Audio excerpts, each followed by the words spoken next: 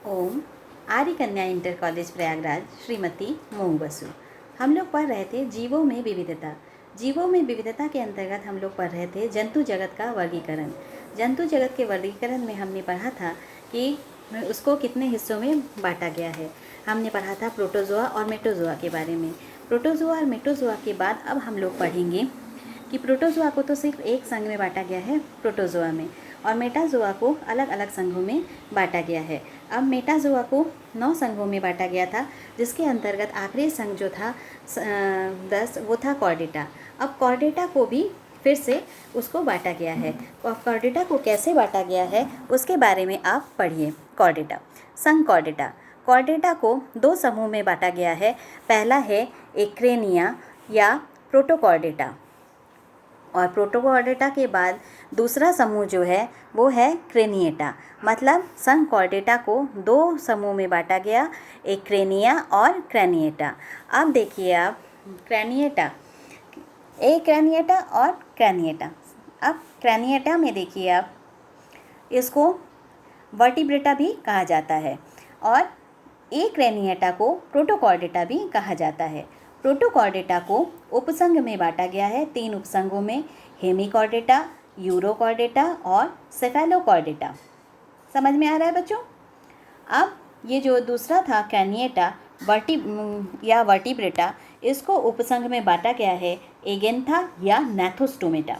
अब एगेंथा को साइक्लोस्टोमेटा भी कहा जाता है। इसके बाद है नैथोस्टोमेटा। नैथोस्टोमेटा को 2 महावर्ग में बांटा गया है, एक है स्पीसीज और दूसरा है टेट्रापोडा। अब स्पीसीज को भी 3 वर्गों में बांटा गया है, ये है प्लाइकॉर्डर्मी और कॉन्ड्रोक्थीज और ऑस्ट्रिक्थीज। और टेट्रापोडा को 4 वर्ग में बांटा गया है। पहला है एम्फीबिया, दूसरा है रेप्टिलिया, तीसरा है एवीज और चौथा है मैमेलिया। एम्फीबिया जो है वो उभयचर वर्ग है, इसके अंतर्गत आता है मेढक और टोंड। रेप्टिलिया जो है वो सरीसृप वर्ग है, इसके अंतर्गत आता है सर्प और छिपकली।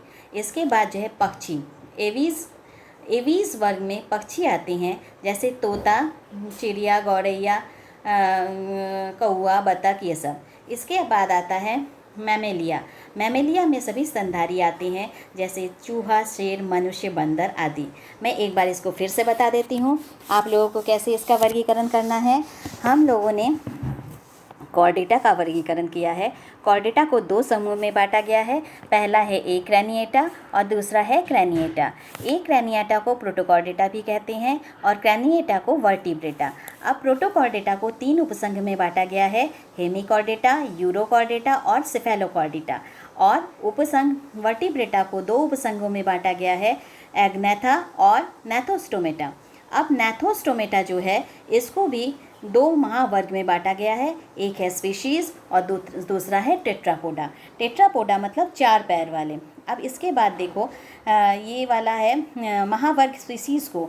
महावर्ग स्पीशीज़ को 3 हिस्सों में बांटा गया है, प्लेकॉर्डर्मी, कॉन्ड्रिक्थीज और ऑस्ट्रिक्थीज।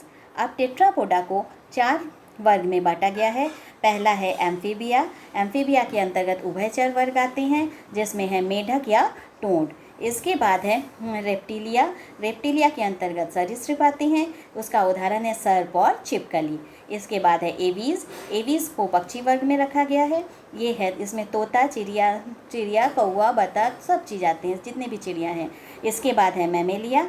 मैमेलिया में जिसमें जो स्तनधारी होते हैं, स्तनधारी में उदाहरण चूहा, शेर, मनुष्य, बंदर आदि कोई भी स्तनधारी आ सकते हैं।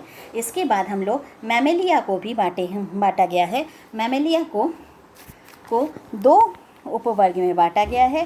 पहला है प्रोटोथीरिया और दूसरा है मेटाथीरिया। प्रोटोथीरिया में आता है एकिडीना। एकिडीना को चींटीखोर भी कहा जाता है। ये एकिडीना जो है चींटीखोर नाम से ज़्यादा मशहूर है। और मेटाथीरिया में आता है कंगारू। अब और तीसरा इसका जो वर्ग है वो है यूथीरिया।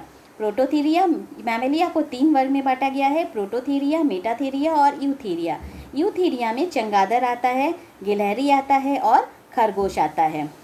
अब इसके बाद इसको आपको बच्चों को अच्छे से जान लेना है। इसको आपको थोड़ा सा याद करना पड़ेगा, नाम इसके थोड़े अलग अलग हैं, तो जब तक आप इसको याद नहीं करेंगे तब तक आपको ये याद नहीं रहेगा। तो थोड़ा सा याद कर लीजिएगा समझने के बाद। इसके बाद देखिए संघ कॉर्डेटा। संघ कॉर्डेटा को 2 समूह में बांटा गया है। अब इसका डिटेल बता रहे हैं। संघ कॉर्डेटा को 2 समूह में बांटा गया है। पहला है एक्रेनिया या प्रोटोकॉर्डेटा तथा वर्टिब्रेटा में विभक्त किया गया है। समूह एक्रेनिया में 3 उपसंघ है, हेमिकॉर्डेटा, यूरोकॉर्डेटा तथा सेफेलोकॉर्डेटा में विभक्त किया गया है। क्रेनिएटा या वर्टिब्रेटा को 2 उपसंघों एगेंथा और नैथोस्टोमेटा में विभक्त किया गया है। उपसंघ नैथोस्टोमेटा को 2 महावर्ग स्पीशीज व टेट्रापोडा में विभक्त किया गया है। महावर्ग स्पीशीज में विभिन्न प्रकार के मछलियाँ रखी गई हैं। ये जलीय प्राणी हैं जिसके तैरने के लिए पखने पाए जाते हैं। और इसके बाद देखिए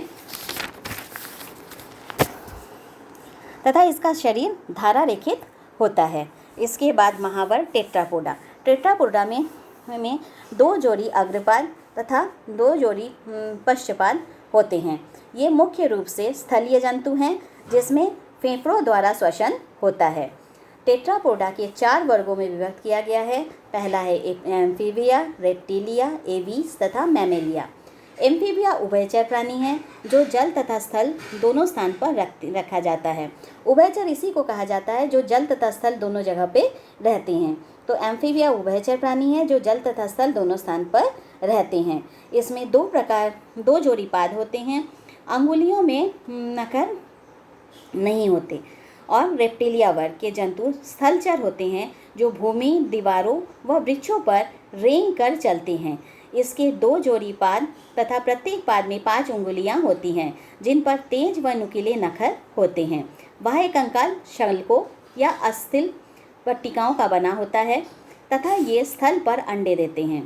इसके बाद है एवीज। एवीज व पक्षी वर्ग के जंतुओं के शरीर में पिच्छों या परों का बाह्य कंकाल होता है तथा ये वायु में उड़ने में समर्थ होते हैं।